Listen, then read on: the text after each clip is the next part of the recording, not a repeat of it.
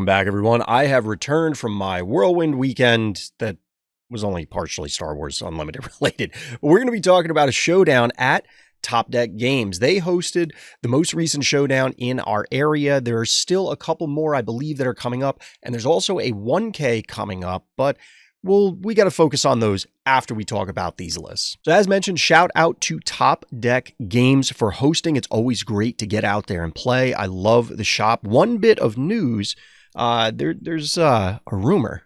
There's a rumor that they're working on trying to get a PQ for next season, which would be great. They are physically one of the largest stores I've ever been to, and they can easily host the size of event for a PQ. And I was truthfully kind of shocked that they didn't get one the first time around.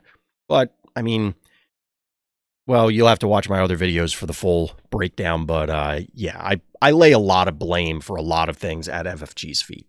That's a discussion for another time. Digression aside, we had 16 players come out for this particular event. We did have a wide array of different decks. I did not get the data for everything. We're only going to be talking about the top 4, so we can't quite break it down as much as I would like. But let's get into the lists themselves. So starting with our 3rd and 4th place finishers, since we cut to a top 4, these are, I don't know how the breakers would work for this. And obviously it doesn't really matter when it comes to this sort of stuff. 3rd and 4th, we are looking first at Han 2 Blue, which is actually really interesting to me because this deck was talked about a lot from the inception of set 2. I remember the very first event, a case event at a different store that I had gone to. It was actually a 2-case event. And realistically, there was a bunch of Han 2, and it feels like it kind of dropped off the face of the earth to a degree, especially with respect to PQ season. Spoiler alert for another video that I'm putting together. But here we have a pretty interesting list. And why is it pretty interesting? Many of these things are, yeah, you run those in blue-red. It's almost interchangeable between Han 2 and Rey, or spoilers, Chirrut. What's interesting about this, you'll notice that there's no village people, which kind of surprised me a little bit, that it felt like it has been an auto-include in blue-red lists. Now, maybe it's more on the Rey side, and because I've been looking at Rey, the deck, as opposed to the unit, which also features here, I've been looking at that deck a lot, and maybe I just have Rey and village people on the brain. I don't know. But as mentioned, we do have a double Rey in this list, which is very interesting. It caught me off guard when I played against this player in the Swiss. And yeah, I am curious how this was working out. I have seen Rey show up here and there, but not all that commonly. It does hit a weird break point in that it has 4 attacks, so it's susceptible to cunning. I haven't seen a ton of value out of the on attack, but it can snowball into some crazy scenarios. Definitely seen a few of those. It's just not as common, and most people seem to shy away from it, but it obviously performed well for this particular player. Now, we also have the Miser's copy of Rival's Fall. It's a great safety valve. I know a lot of people are shifting away from it, and of course, there are double Fell the Dragon, which means that this may have just been a concession of, hey, sometimes Boba armor gets stuck on something and I got to remove it. Or it, like I said, it's a safety valve of, yeah, that thing has to go. So it's completely reasonable. The Miser's Mace has also been showing up. In set 1, I know I was lamenting that, like, couldn't we have gotten a more powerful legendary than Mace? You know, it would have been really cool to have, like, Vader's. That was never going to happen. But the singleton copy here, you can break out your champion maces from season 1 and get some value out of it. It is pretty cool to see it show up. And even if you power it out of Han, he's still tanky enough on the back end. He's got a 7 butt. That's pretty thick, and he's going to be able to punch through multiple things or apply pressure. 5 damage from this single source is not something that you can ignore for very long. Now, we of course have the discard package as well. Force Throw and Pillage. They're backed up by a number of Force units, the Yodas, the Kanans, that sort of stuff. Definitely makes sense. We even have a little bit of an Air Force here in the form of Green Squadron, A-Wing, Concord, Dawn, a very common thing in these archetypes. And of course, topping things out actually with double Redemption. This number kind of fluctuates. Seen some lists with 2, seen some lists with 1. There's usually some number of them floating around. I do love the Chewies. I don't think I saw them smuggle it all on the day. If you're out there, let me know down in the comments. But I don't think I saw it. I've obviously seen it come from other players with this list, or even out of Ray lists or other ones. Chewie can actually flip a board state real fast, and getting to the position where you can do that isn't that difficult with Han in certain matchups. And of course, we're rounding things out with Crate Dragon. The tech, look, I was talking offline about spoilers with a number of other people, and tech is one of those kill on sight things. And we were trying to compare some of the new spoilers to tech being at that level of don't let your opponent untap with this. And I think most people recognize that. As far as the board goes, top targets, make an opening, disabling Fangfighter, takedown, and the extra Rivals Falls. I got to be honest, I don't love the extra Rivals Falls. I think if you're fearing, say, Boba's armor, I guess if you have to have it, but like, I don't even know if it's a great answer to it. It's really the only thing Hero has, because you don't have true access to Power of the Dark Side. Although even there, Power of the Dark Side, maybe that is better if you can. I don't know how that matchup plays out. Can you keep the board clear enough that you could pay for an out of aspect Power of the Dark Side, which effectively takes up your entire turn anyway, but it does come out a turn sooner, therefore it comes out on the Boba flip turn. So you can just get rid of the Boba right away. Somebody more well-versed in the Han-Boba matchup will have to tell me. But we, of course, have disabling Fangfighters as well. That's clearly, okay, yeah, more armors, more Darksabers, that sort of thing. Takedown to supplement the removal. Notably, no takedowns in the main, and only to make an opening, which is a little surprising to me because I imagine that Lurking TIE Phantom has got to be a problem. You do have 6 early answers to it in the form of Green Squadron and Concord Dawn. Admittedly, the Lurking TIE could smash into Green Squadron to save its life, but you could also just play it ahead of time. Just saying. I don't know. I would like to see another make an opening, but obviously this performed very well for them, so congratulations.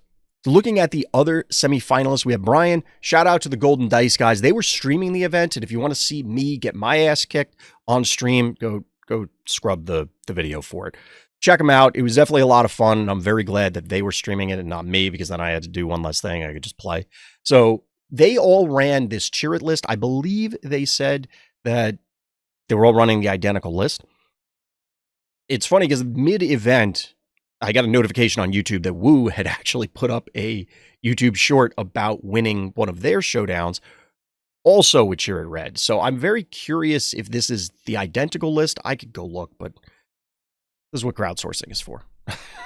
And let me know. By the way, all the links for these will be in the description. I got the paper list, so if there's a discrepancy, it's because I was transferring it over to SwooDB. This is a very interesting list because there's a ton of cards that I am not surprised to see, but it's the numbers of cards that is a little surprising to me. So one of the things that was more of a surprise, starting with that, is it binds all things. This shows up occasionally. We have the Miser's copy. You will get blowouts with this. Like sometimes you just annihilate someone. And I'm very curious how often this has come up, because Swoo and other games like it, generally speaking, your opponent is not ramming multiple things in order to take something down.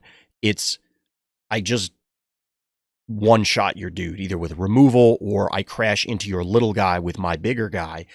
That isn't always true, though. There are scenarios where, okay, Obi-Wan is on the board, or you buff the guy with Chirrut, and then now it binds all things to heal them so they survive, as well as getting some additional board position by nuking their guy. It hasn't shown up in a ton of decks, and it's one of those cards that feels like maybe it should see more play. So I'd love to hear more about how that did on the day. But speaking of numbers that you wouldn't expect, one, for it binds all things, are a full playset of Jedi Lightsaber and the Force is with me. Now, I've been blown out by the Force is with me. Huge number of players, especially in set 1, ironically, or maybe not ironically, but by Chirrut players. But it's a full set that is a little surprising. It's common that I've seen in the past 1, maybe 2, but going with the full set implies a heavy reliance on this particular card. And I get it. This is another card that, to me, it's surprising because you don't commonly see it. But on the other hand, it is not surprising because this card is bonkers. It just does a huge amount of things. The experience tokens, the auto attack, giving the shield, you can really blow up somebody's board position, or because it doesn't limit the attack to a unit, you can just push base and get an explosive amount of damage. It's a very expensive Surprise Strike, I guess. But Surprise Strike is a very good card, so this version seems like it could also be very good. Now, the Jedi lightsabers are also another thing that commonly shows up we've seen it in a lot of Rays, we've seen it in other decks, but it's not often that it's a full set, or at least I don't believe that to be the case. You can really push things, whether it lands on Kanan, or it goes actually on Chirrut, or it goes on something else. It pushes them to huge numbers, like attack and health-wise, but the on-attack ensures that you're plowing through things. As a board control element, especially if you play it, you give it to Cassian Andor, it doesn't matter. He's now a 6/8. Admittedly, he doesn't get the on-attack -2/-2, but that allows you to control a lot of space early on. You hand it to Yoda, and he is giving out the -2/-2, and it is very difficult for your opponent to keep pace with that kind of board. It's actually kind of wild. In some matchups, you're just going to run away with things as soon as that happens. Now, similar to what we were seeing in the previous deck list, we of course have Force Throw and Pillages. One less Pillage here, which this is probably just a concession to room, right? Like you're already squeezing in a ton of other stuff. One of those Pillages probably became the extra, the Forces with me, that sort of thing.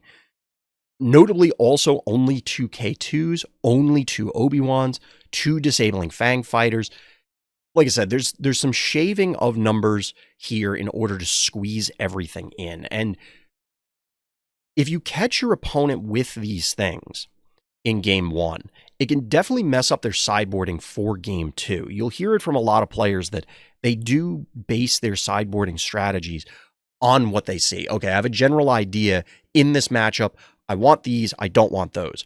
But you tailor your sideboarding strategy in games 2 and 3 to what you saw out of your opponent in game 1. Oh, well, they're running this card. They're on this particular line. This can really mess with it because there's a lot of different things that you're showing, and they may not be able to prepare for everything because now, oh, well, I saw this and I saw this. Where did they find room? How likely is it that they have a full set of K2 versus a full set of Jedi lightsabers? And I think a lot of people are, or the Force is with me for that matter, I think a lot of people are going to assume the K2 is maxed out and not the others. How that plays into the sideboarding strategy, it'll depend on the opponent. And the rest of it is what you'd expect. We, of course, have the Sabines. We, of course, have Village People. Well, I guess maybe not, of course, given that we didn't see it in the last list. But Luke's are there. Singleton Redemption, the tech, all of that seems pretty standard. But I will call attention to the C-3PO, which if you look at, well, it starts right next to C-3PO, but then it's that entire second row is 3-cost cards. It's a lot of things. Are you going to hit it every time? No, of course not. But you have a pretty decent shot naming 3. Now, looking at the board, we're also seeing top targets, but we have Confiscates, Open Fires, the extra copies of K2, Fell the Dragon, Pillage, and Redemption. This allows you to shore up those numbers in the matchups where you really want it. I think this makes a lot of sense.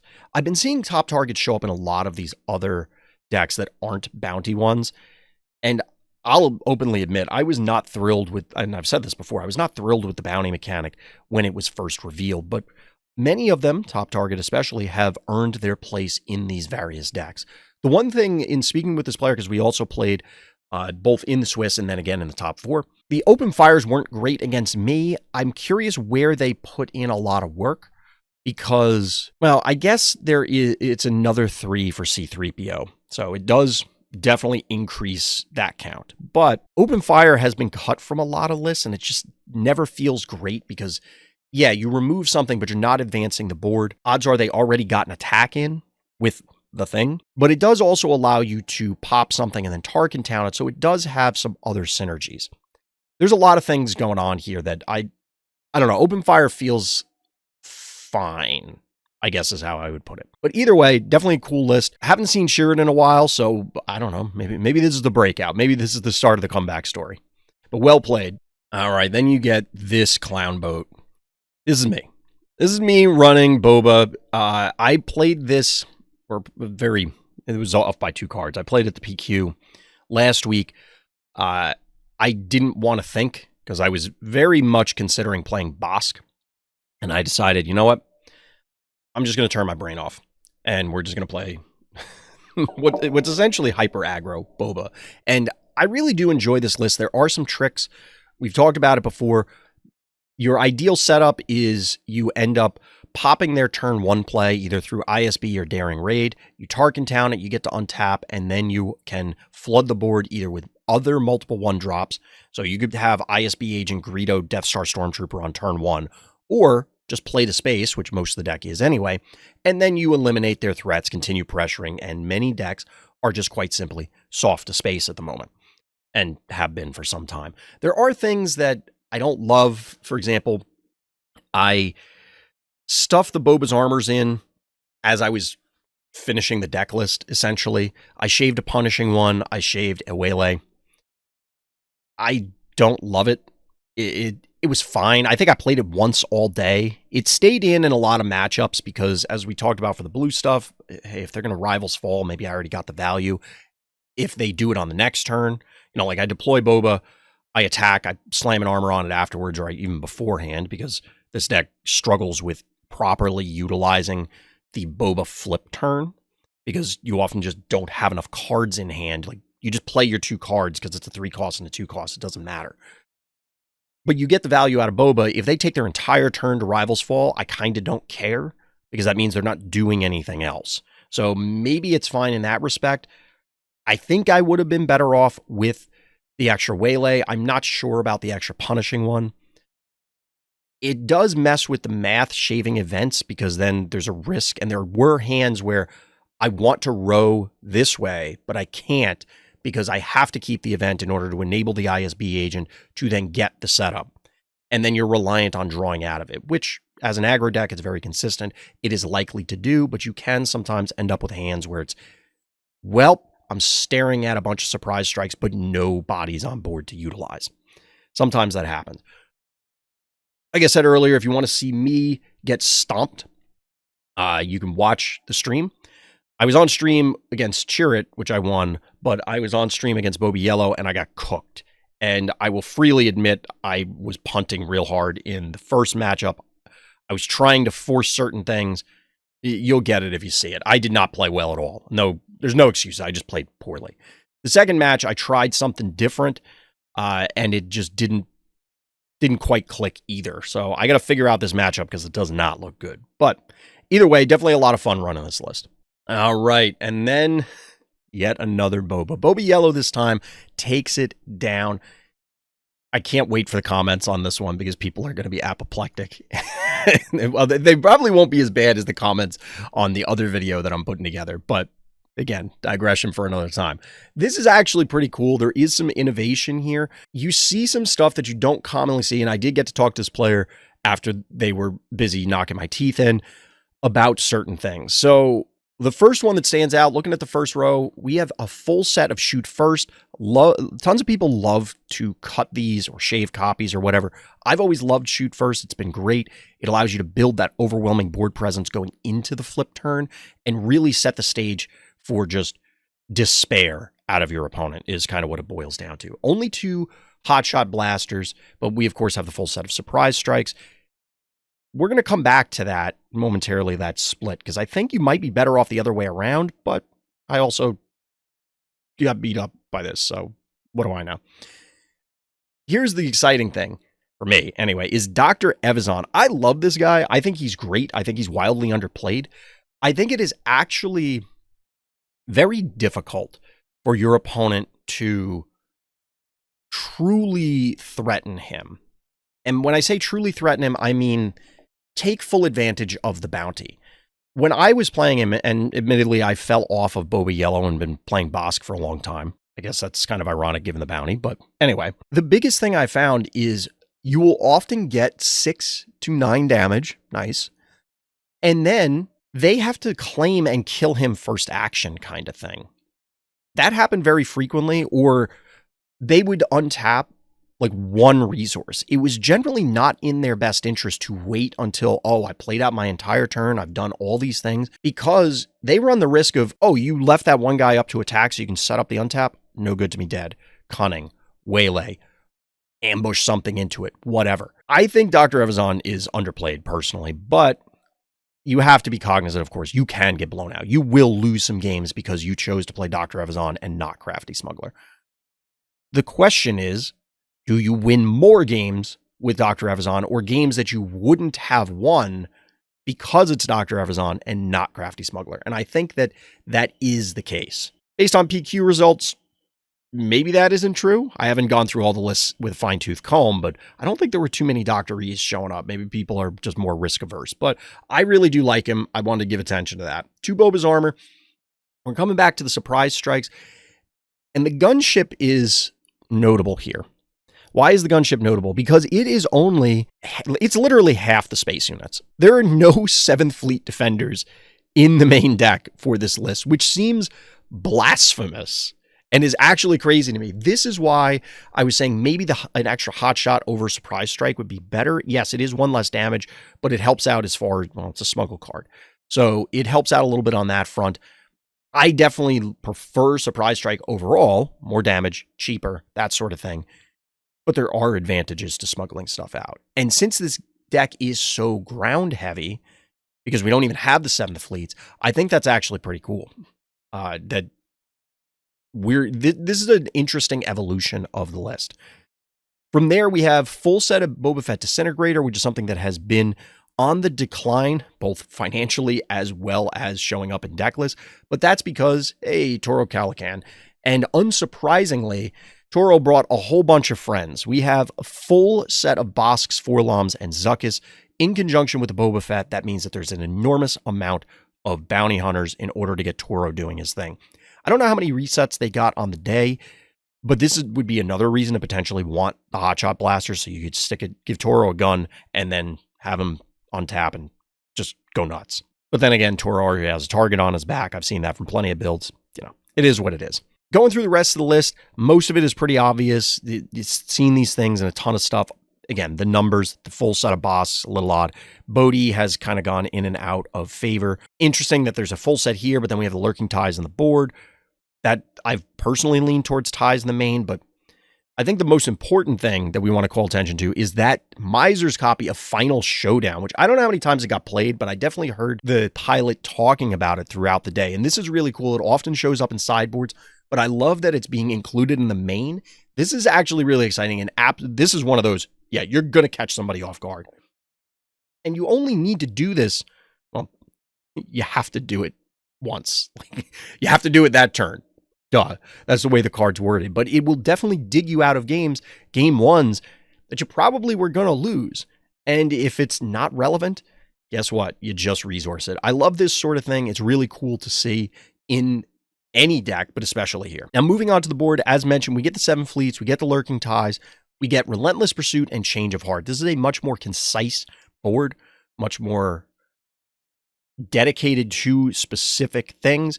You can definitely imagine where the Lurking Tie and 7th Fleet are coming in. Relentless Pursuit allows you to, I was going to say supplement the waylays, but guess what?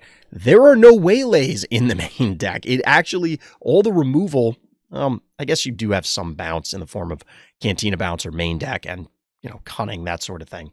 The actual, yeah, I'm just going to get rid of that thing sort of cards. It's not even quite that, but it's Relentless Pursuit and it's in the board. Definitely some cool choices here. Now, lastly, we have Change of Heart. I definitely heard Change of Heart getting played while I was playing, but I don't know how much of an impact it had. I've had moved away from it for a while, but there are certain games, certain matchups where Change of Heart is realistically the only thing that gets you back in the game or closes out a game to get a win. I've won games with Change of Heart in set one, won multiple games, Change of Heart in set one in various tournaments. And I could definitely see it, given the field that we saw at the event, that it put in a lot of work. But I didn't get a chance to chat with him about that. So congratulations, taking it down, earning your, I'm going to call it a refusable offer because these promos are terrible. They're just awful. That's it. That is the breakdown for this particular showdown. As mentioned earlier, we do have some other ones coming up. We do have 1K coming up. But one last time, shout out to Topdeck Games for hosting. Shout out to all of the players. Definitely a lot of fun getting to sling some cards this past Sunday. But let me know how you're doing in your showdowns. If anything spicy is taking it down, or are all your showdowns starting to look like the PQs? That's going to do it for this time. So as always, everybody, thank you for listening. Thank you for watching. Tune in next time for more Random Thoughts.